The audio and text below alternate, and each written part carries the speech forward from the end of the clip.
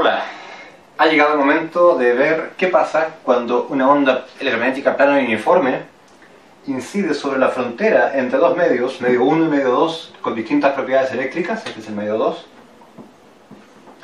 pero de manera oblicua, es decir, cuando el vector de propagación, de dirección de propagación, el K unitario de la onda incidente, no está alineado con la normal de la frontera. ¿Qué pasa en esa situación? Imaginemos primero incidencia oblicua, polarización perpendicular. ¿Qué quiere decir esto? Que el campo eléctrico, el vector de campo eléctrico, está polarizado, miren aquí está, en una dirección perpendicular al plano de incidencia. El plano de incidencia es el plano formado por el vector de propagación de incidente y reflejado. Estos dos vectores forman un plano, que correspondería a la pizarra en este caso, y cuando el campo eléctrico está polarizado perpendicular a este plano, se dice que la polarización es perpendicular. Es un caso particular de incidencia oblicua, primer caso que veremos. Entonces, como se puede imaginar, el problema planteado aquí en forma implícita es el siguiente. Si usted conoce la onda incidente de forma completa, su polarización, su dirección de propagación y su amplitud de sub 0i, y conoce las propiedades eléctricas de ambos medios, ambos aislantes perfectos, la pregunta es, ¿cómo son las expresiones para la onda reflejada y para la onda transmitida?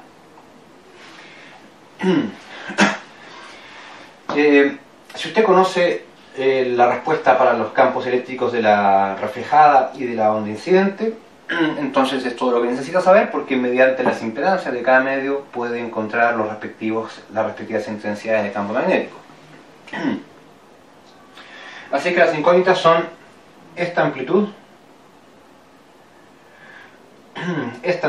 vectorial y los vectores K unitario asociados que determinan los ángulos con los que salen la onda transmitida y la onda reflejada. Fíjese acá que, aunque la intuición sugiere que el ángulo de reflexión es el mismo que el incidente, vamos a evitar hacer ese supuesto y en vez de eso deducirlo de las propiedades de las ecuaciones de Maxwell y ecuaciones de frontera. Va a ser más interesante. Y el ángulo de la onda transmitida, por cierto, que no es obvio, y vamos entonces a dejarlo como una incógnita. Así es que los vectores unitarios reflejados y transmitidos de propagación, los K, son incógnitas aquí. ¿Bien? Entonces, como hicimos para el caso de la incidencia normal, lo que vamos a utilizar es las condiciones de frontera. Y la frontera se encuentra en la ubicación x igual a 0, perdón. Así es que vamos a escribir la componente tangencial del campo eléctrico a la izquierda y la respectiva intensidad de campo eléctrico a la derecha total. Fíjese antes sí que ya hemos escrito una forma canónica de la onda reflejada, donde hay algunos supuestos implícitos importantes. La onda reflejada supusimos que tenía también polarización Z, la misma polarización que emerge de la pizarra que la onda incidente. Su amplitud es incógnita y, como dijimos, los ángulos son incógnitos también, el ángulo de reflexión. Pero claro, una vez que tenemos esta expresión canónica tentativa, el H queda determinado de forma natural mediante la impedancia intrínseca del medio. Esto es K reflejado unitario cruz E reflejado. Y para la transmitida también, si tenemos esta forma canónica, nos da este H también consistente con aquel. Note además que gráficamente, si E apunta hacia allá, para que la propagación apunte en KI unitario, H debe bajar, ¿no es cierto? Así el resultante va para allá. Pero lo mismo, si asumimos que el campo eléctrico reflejado también apunta en Z, pero propaga hacia allá, entonces la única dirección y sentido consistente de H tiene que ser así, hacia arriba. De manera que E cruz H nos dé el vector K unitario así ya como debe ser. Ahora sí, entonces a la izquierda las componentes tangenciales del campo eléctrico totales son Z unitario, E sub 0i, por esta exponencial,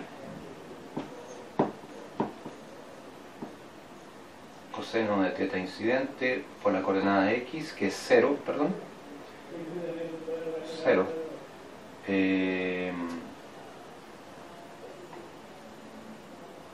¿Sí?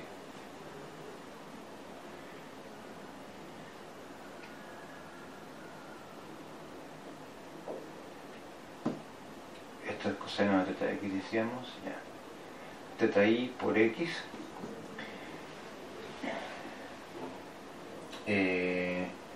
pero x es 0, así que nos queda por seno de teta i por y. Esto es lo que ocurre cuando hablamos en x igual a 0. Y tenemos que agregarle ahora el campo, la intensidad de campo reflejada que está acá, z unitario e sub 0r, y la exponencial tiene e a la menos j beta 1 seno del ángulo reflejado por la coordenada y. Ahí está. ¿Es consistente? Sí. Y esto debe igualarse. Vamos a poner aquí un signo de exclamación, que es una forma posible para decir debe ser igual. Forzamos por necesidad, debe ser igual por las condiciones de frontera, continuidad de la componente tangencial de E, a la respectiva intensidad de campo eléctrico al lado derecho. Z unitario es sub 0 transmitido, y E a la menos J beta 2, fíjese, este es el beta del medio 2 ahora, evaluado en x igual a 0 y por el seno de teta sub t. Por ahí. Ahora lo importante es que esta igualdad debe valer para todo y y para todo z, porque es para todos los puntos del plano. Y, z son las coordenadas que nos llevan a cualquier punto del plano. Esto ya nos dice algo muy interesante. Fíjese cómo vale para todo y. Y bueno, todo apunta en dirección z unitario. Independiente de lo que valgan estas amplitudes, los únicos términos que varían con y son estas exponenciales. Ahora, imagínense que usted sabe que la exponencial compleja arroja un seno y un coseno, ¿cierto? Coseno más j seno. Entonces, el lado izquierdo, esta exponencial, por ejemplo, oscila o ondula a medida que y aumenta, de acuerdo a esta frecuencia beta 1 seno teta i. Esta sinusoide más esta otra sinusoide debe ser igual a esta otra sinusoide. Si esta frecuencia espacial es distinta a esta frecuencia espacial, esta situación es incapaz de lograr igualar el lado izquierdo, porque las funciones trigonométricas son una base, forman una base, es decir, son vectores linealmente independientes. Si tú cambias la frecuencia te da sinusoides ortogonales entre sí, no puedes sintetizarlas a partir de otras sinusoides a menos que tengan la misma frecuencia. Entonces este análisis, si usted lo quiere hacer con más cuidado, también se va a convencer, revela que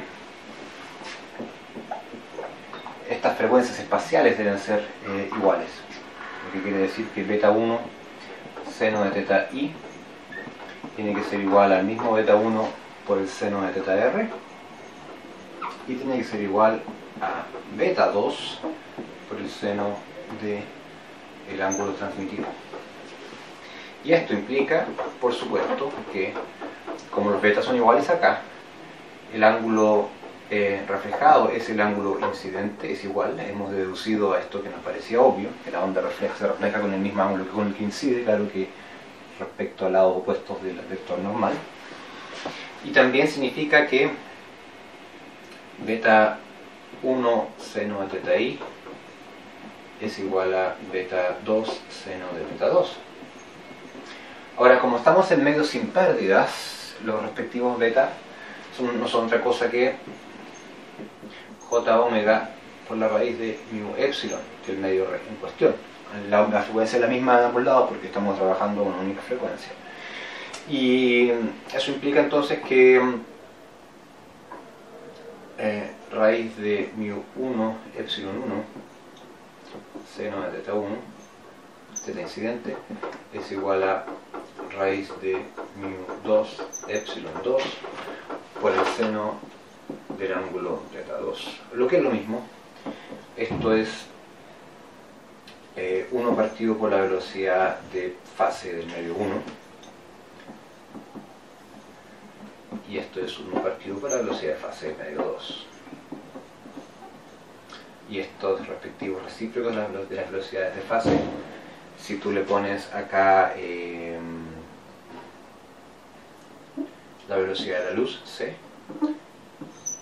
no rompemos la igualdad y obtenemos lo que se conoce como índice de refracción. Estos son los índices de refracción, que son muy utilizados en óptica de los respectivos medios, ¿ya? Bien, ¿qué más? Con esto podemos ahora plantear las condiciones de continuidad en la frontera para las intensidades de campo magnético. Entonces, las componentes tangenciales son solamente la Y, la X es normal. Y con la componente Y obtenemos lo siguiente. Vamos a utilizar el resultado que obtuvimos, que el coseno del ángulo reflejado es el mismo que el incidente, así que nos queda acá menos coseno. Fíjense que el coseno de θi va a ser factor común porque son el mismo ángulo ahora, ¿no? Así que lo vamos a poner acá, Y unitario, coseno del ángulo incidente, factor de menos E sub 0 y a la menos J beta 1 seno de θi por Y. Esta exponencial también va a ser factor común. Digo esta exponencial de acá, porque evaluado en x igual a 0, el signo no importa y queda el término común, el mismo ángulo, incidente que reflejado lo ve. Entonces vamos a factorizar también por aquello y poner ahora simplemente esto y más E sub 0R, la exponencial que dijimos, ¿se acuerdan? J beta 1 coseno seno de θ incidente por Y, y esto dividido por la impedancia intrínseca de medio 1. Pero vamos a pasar la impedancia intrínseca hacia el otro lado y unitario y escribir esto, menos coseno de θt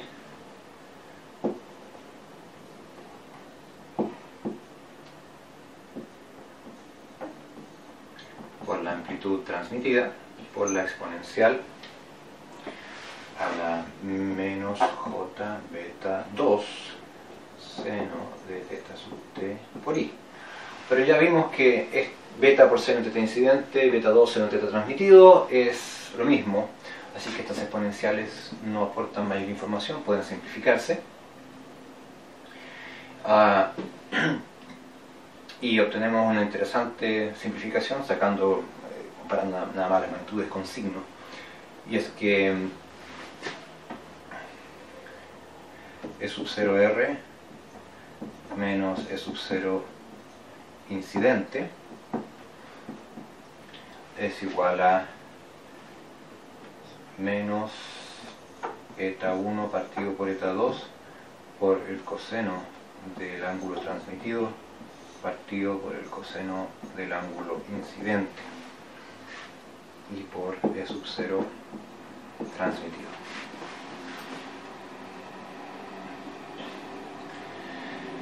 Ya, una igualdad que no aprovechamos del todo de esta misma igualdad de acá es la siguiente, que dado que estas exponenciales son iguales, nos queda lo siguiente: E sub 0i más E sub 0r es igual a E sub 0t. ¿Se acuerdan? Porque las exponenciales son iguales dado el argumento que vimos hace un momento. Entonces, juntando esta ecuación con esta última, ya ustedes se imaginan lo que va a ocurrir. Podemos deshacernos de la onda reflejada, por ejemplo, si utilizamos esto menos lo de arriba. ¿Te parece bien? Entonces, esta ecuación menos la ecuación de arriba nos va a quedar dos veces, restando las ecuaciones,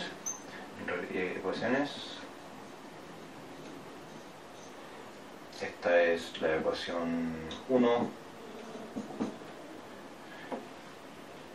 1 de 2, restamos 1 de 2, obtenemos 2 veces el ángulo incidente,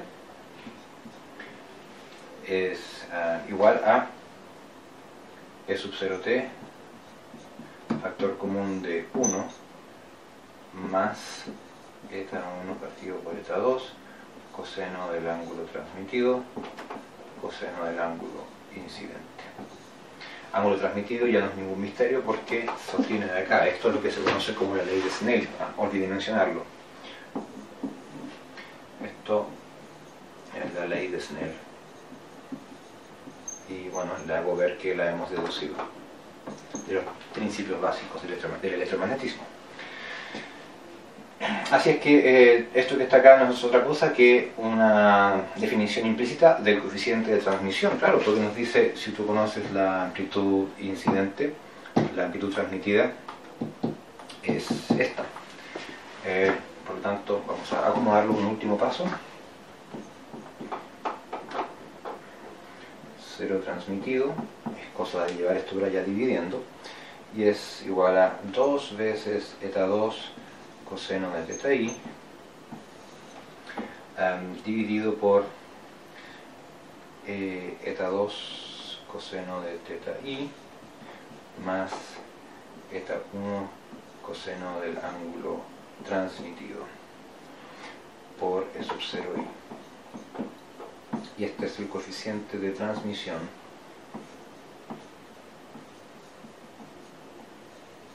le vamos a llamar tau perpendicular, porque es el coeficiente de transmisión para el campo eléctrico cuando hay incidencia perpendicular de transmisión, ¿sí? Coeficiente de transmisión.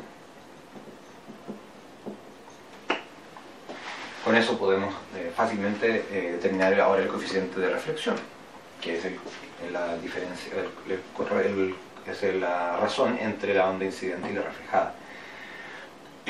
Como la onda transmitida se escribe como tau veces el incidente, entonces de acá y de acá podemos recuperar lo siguiente: E sub 0r, lo despejamos, es igual a E sub 0t menos la amplitud del campo incidente. Pero el campo transmitido se escribe de esta forma, ¿no es cierto? ¿Sí? Así que esto es tau perpendicular veces menos 1 E sub 0i. Y ahora reemplazamos, aquí está tau, el coeficiente de reflexión. Si le restamos 1, ¿qué obtenemos?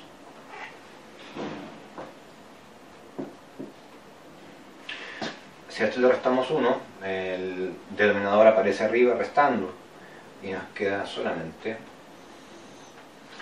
una vez eta 2, en vez de 2 veces, una vez por el coseno del ángulo incidente menos el eta 1 coseno del ángulo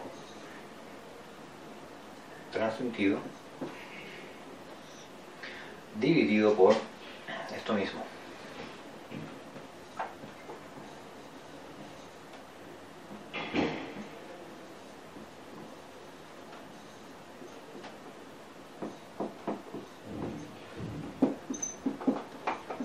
Exacto, y a esta cantidad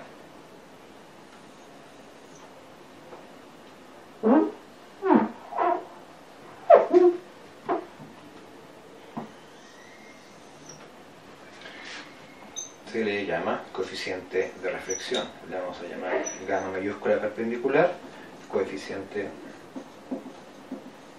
de reflexión para el caso de la polarización perpendicular.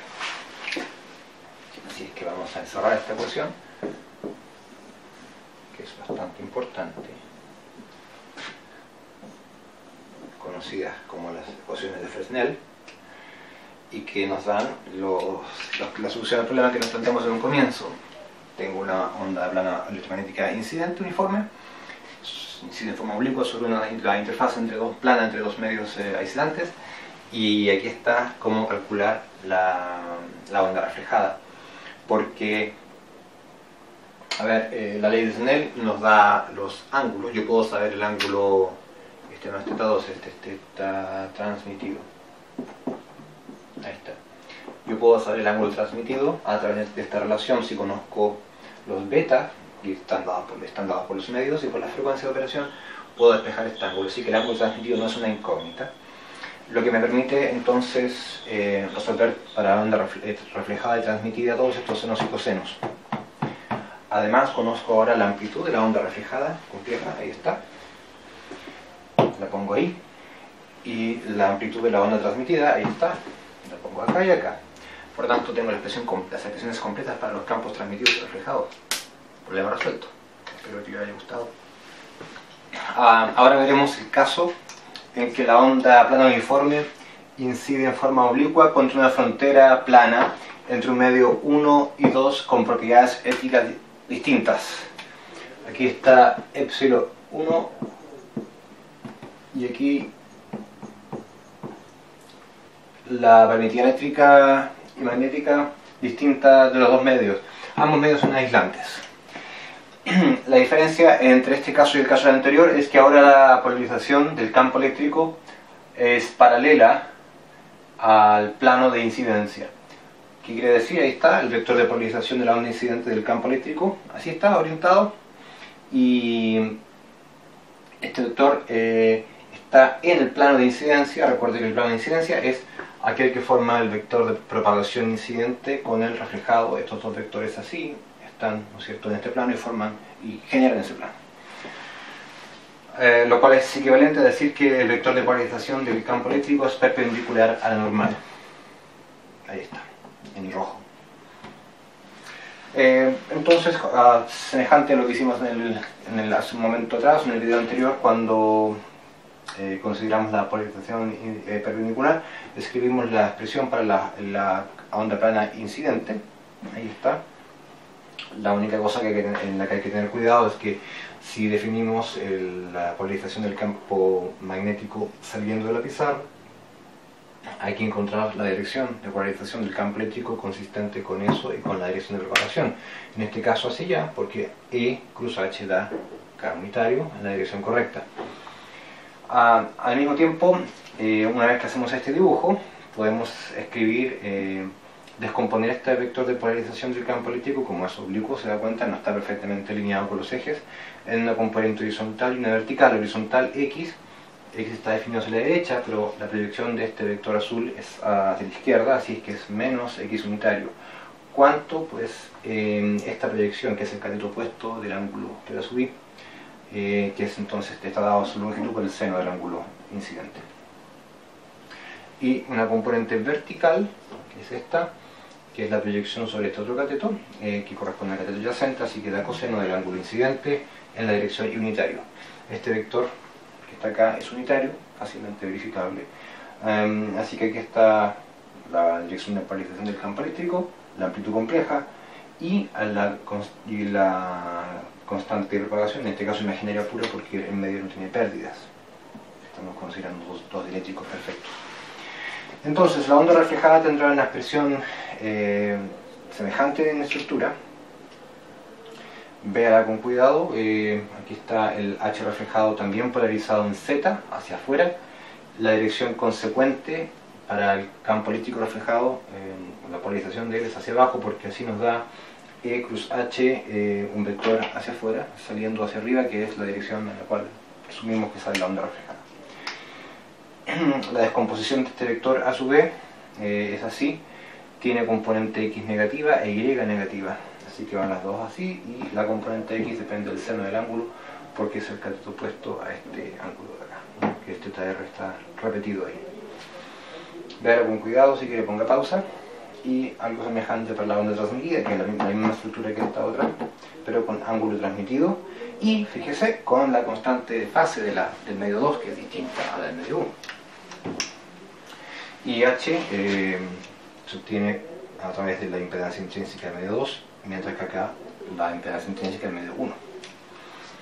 Bien, ya saben lo que vamos a hacer, ¿no es así? Aplicar las condiciones de frontera para los componentes tangenciales que son continuas y de ese modo despejar las incógnitas que son la amplitud reflejada y el ángulo reflejado, y la amplitud transmitida y el ángulo transmitido. 4 incógnitas. Vamos entonces, en la frontera, que corresponde a x igual a 0, escribimos la componente tangencial del campo eléctrico es solamente la componente y, así es que es y unitario coseno del ángulo incidente por la amplitud compleja incidente y la exponencial a la menos j beta 1, el k incidente, que no es otra cosa que coseno de teta incidente por x, pero x es 0, y la componente y del k unitario, y que este k unitario, vamos a ponerlo acá, ki unitario, tiene coseno de x, coseno de teta incidente por x unitario, y tiene una componente vertical dada por el seno de ese ángulo, ¿sí? A ver. Y unitario seno del ángulo incidente. Así es que, como estamos en x igual a 0, este producto punto solamente contiene al seno del ángulo incidente, y esto por la coordenada y. Bien, ahora la componente tangencial de la onda reflejada, que está al mismo lado, así que hay que sumarla. Da un menos y unitario coseno del ángulo reflejado por la amplitud compleja del campo eléctrico reflejado. Bien, y ahora esta exponencial beta 1, y escribamos ahora el k reflejado. Según este dibujo, ahí está k reflejado, este es. Tiene componente x negativa y dada por el coseno del ángulo reflejado, y componente y positiva dada por el seno del ángulo reflejado. Al hacer el producto punto acá, y como estamos en la frontera en x igual a 0, solamente queda el término asociado ahí, unitario. Esto es seno del ángulo reflejado por la componente y. Y ahora forzamos la condición de frontera, es decir, esto debe ser igual a el campo eléctrico tangencial al lado derecho, y ahí rescatamos solamente y unitario coseno del ángulo transmitido por la amplitud transmitida y la exponencial. Para la exponencial usamos el beta del medio 2 y el vector k transmitido unitario punto r. K transmitido unitario tiene una forma parecida a esto, al k incidente, pero con ángulo transmitido. Y como estamos en x igual a 0, nuevamente queda solamente la componente y por seno entonces del ángulo transmitido. Vamos a escribirlo mejor, seno del ángulo transmitido y la componente y. Y esto es para todo y, z. ¿Sí? Lo mismo que ocurrió en el caso anterior. Vemos que aquí a la izquierda hay estos son números que no dependen de y. La única dependencia de y está aquí en esta exponente, en la exponencial, igual acá e igual allá. Como estas cosas son funciones armónicas, y las funciones armónicas de frecuencias distintas son ortogonales, la única forma de que haya igualdad para todo y y z, y bueno, z no importa, pero y, es que estos exponentes sean iguales. ¿Sí? Así es que concluimos que beta 1 por el seno de teta incidente es igual a beta 1 por el seno del ángulo reflejado, y esto es igual a beta 2 por el seno del ángulo transmitido. También deducimos que entonces estas exponenciales son iguales, y eso nos deja esta ecuación bastante simple. A ver, vamos por partes primero. Esto implica tres cosas: que el ángulo reflejado es el ángulo incidente, igual que para la polarización perpendicular, y de acuerdo a la intuición también, o la experiencia práctica cotidiana, y que beta 1 por el seno del ángulo incidente tiene que ser igual a beta 2 por el seno del ángulo transmitido. Y esto es la ley de Snell nuevamente, porque omega dividido por beta es la velocidad de fase.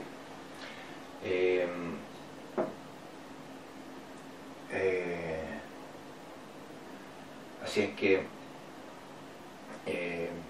recuperamos la misma ley de Snell. De acá. Velocidad, ya. Y una vez que reconocemos aquello, las exponenciales son idénticas, así que se despejan, se van. Este ángulo es igual a este otro, así que obtenemos coseno del ángulo incidente. Esta es la segunda consecuencia. Coseno del ángulo incidente,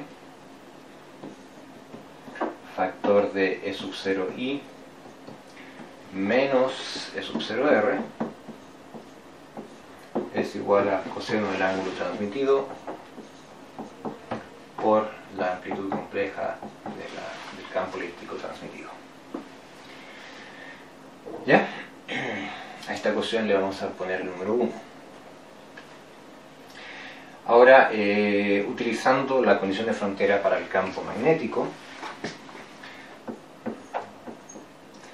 la condición de frontera, vamos a escribirlo acá,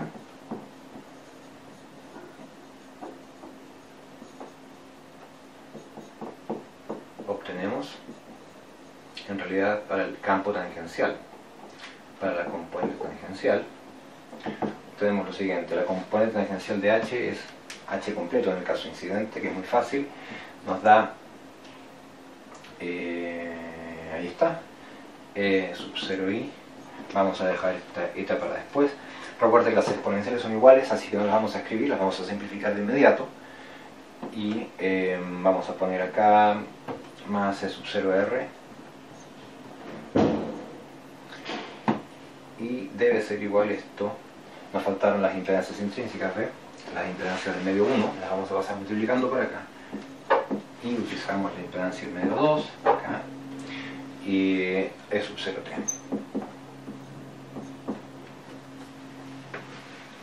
Esta es la ecuación 2.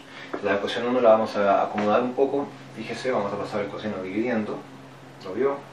Así que este es el cociente de coseno del ángulo transmitido, coseno del ángulo incidente. Se da el coseno y se da el paréntesis y queda aún más fácil. Parecido a lo que hicimos antes, entonces ya estamos cerca de la meta. Despejar es una cosa trivial. Una forma de hacerlo es sumar ambas ecuaciones para que la amplitud reflejada se vaya.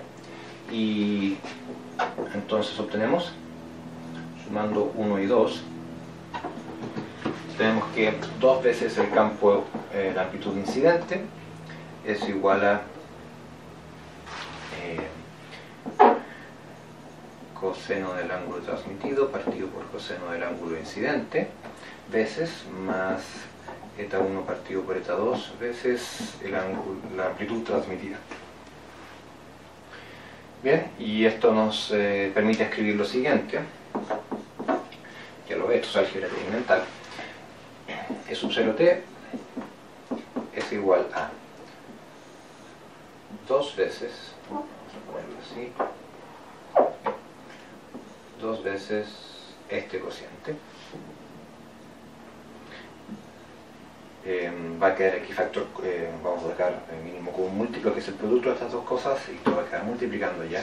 Así que es coseno del ángulo incidente por eta 2. Y arriba van a quedar en la suma de términos cruzados, coseno del ángulo transmitido por la impedancia 2, más coseno del ángulo incidente por la impedancia 1. A ver si ahí mejor. Y el ángulo. Y esto veces la amplitud incidente. Esto, por definición, fíjese, es el coeficiente de transmisión, pero para polarización paralela, así que le vamos a poner aquí un superíndice del símbolo paralelo. Coeficiente de transmisión.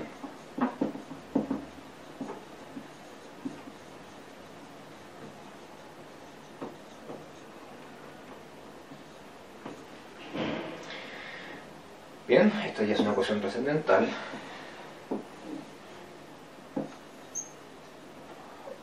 Ahí está. Ahora volvemos a preocuparnos por la amplitud del campo reflejado, de la onda, del campo eléctrico de la onda reflejada. Se puede obtener restándole a 2 restándole la ecuación 1, o observando lo siguiente, amplificando la ecuación 1 por eta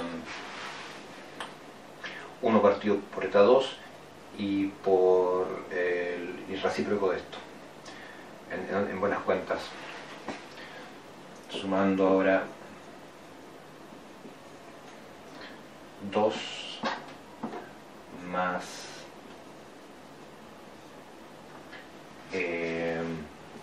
eta 1 partido por eta 2 cos teta i partido por cos teta t veces la ecuación 1. ¿Sí? Vamos a amplificar la ecuación 1 por este factor. Nos va a dar que E sub 0 sumando, dije. No, restando. Restando 2 menos esta cantidad debe ser la ecuación 1, ahí sí. Hacemos que el lado derecho se vaya y obtenemos E sub 0 i menos factor de 1 menos este producto, o este término, la amplificación eta 1 cos teta i eta 2 coseno del ángulo transmitido, 2 menos eso, correcto, va a quedar más sub 0 reflejado factor de 1 más el mismo término,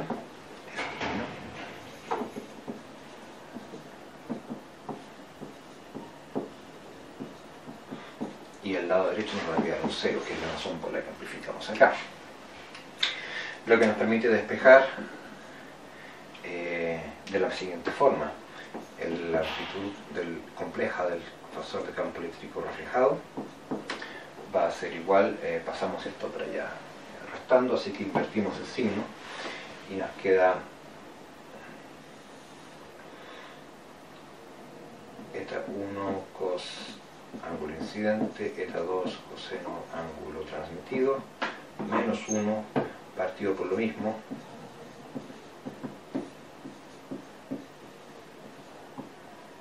más 1. Y si hacemos factor denominador común arriba y abajo, se cancelan y eso arroja, vamos a hacerlo de inmediato, disculpe que vaya a borrar, pero va a quedar eta 1 cos teta incidente menos, y aquí va a quedar más eta 1 cos teta incidente menos eta 2 coseno del ángulo transmitido, y aquí dijimos que quedaba la suma eta 1 coseno del ángulo incidente más eta 2 coseno del ángulo transmitido veces la amplitud compleja del campo incidente. Esta es la otra ecuación trascendental, y este factor, claro que sí, cumple el rol de un coeficiente de reflexión. En este caso, para polarización paralela, razón por la que le ponemos aquí este superíndice. Coeficiente de reflexión.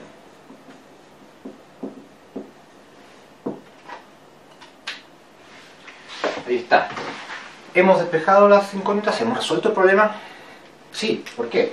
Primero, la ley de Snell nos va a dar el ángulo transmitido en función del ángulo incidente y el ángulo reflejado en función del ángulo incidente. Así que los ángulos ya no son incógnitas.